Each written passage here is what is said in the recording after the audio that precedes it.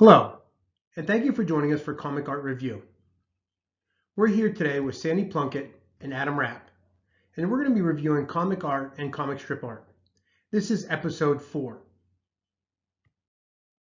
Today's piece we're going to be reviewing was a creation of Reed Crandall, and it showed up in Thunder Agents #1, page 18, the first appearance of NoMan. Before I discuss and give some background on Reed Crandall, I'd like to mention who Thunder Agents are and where they were published. Thunder Agents was a series that was produced in the 1960s by Tower Comics. It was a creation of Wally Wood with the help of scripter Len Brown and Larry Ivey.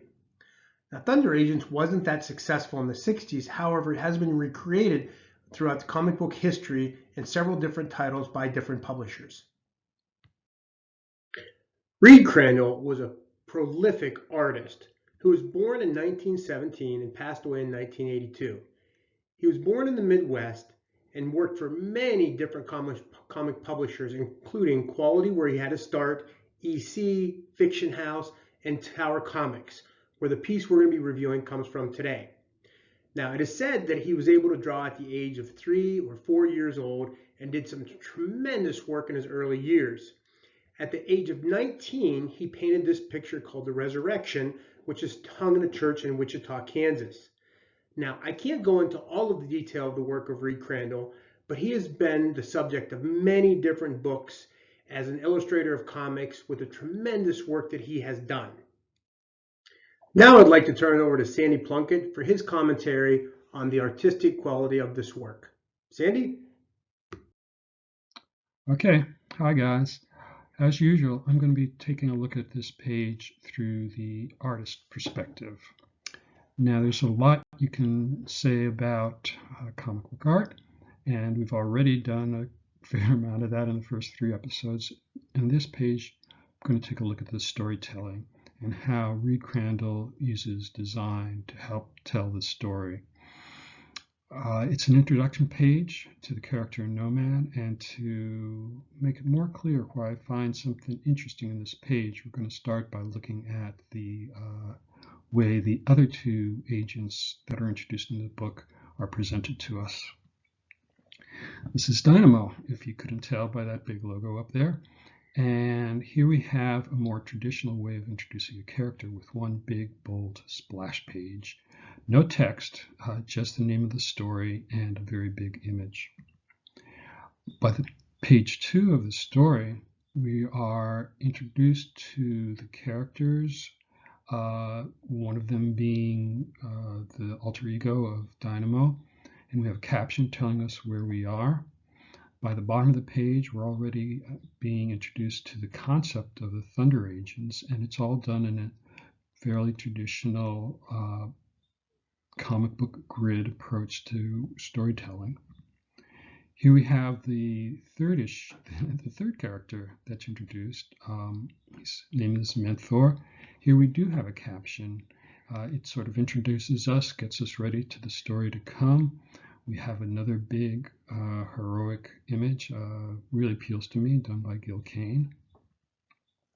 Okay, back to the NoMan page. Right off, you'll notice that there's a difference. We don't have one big splash image. We have a page with several images on it, and more to the point, we don't have any captions here to help orient us to the story.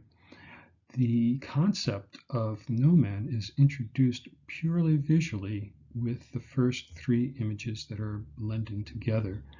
We can tell by the little energy bolt tying the old man in the chair to this figure that there's probably some sort of mind transfer going on. That's the first image we see.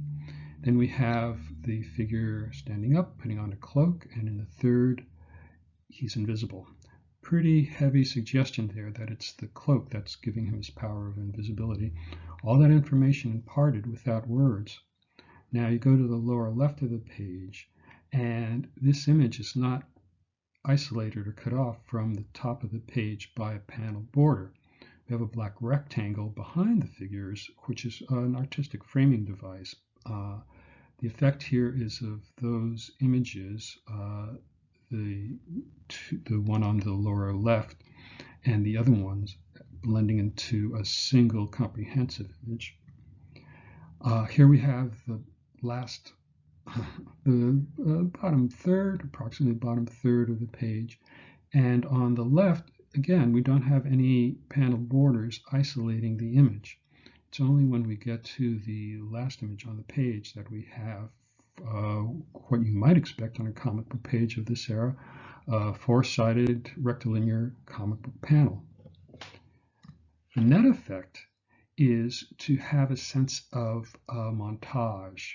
This is a word that they use in cinema, where one image bleeds into the other, and you could almost get a sense of a slow fade out in a movie image going into another. It's exactly what's happening here.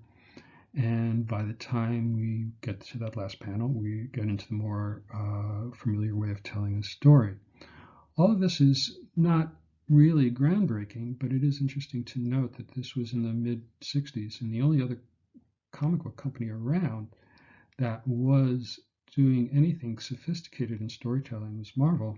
The other ones were assuming that the readers were about 7 years old and usually didn't take a chance at disorienting the reader by not making it very explicit. So there you go, a rather short version of analyzing storytelling, but it's always interesting to try and do that with a comic book page. That's it. We're wrapping up. See you later.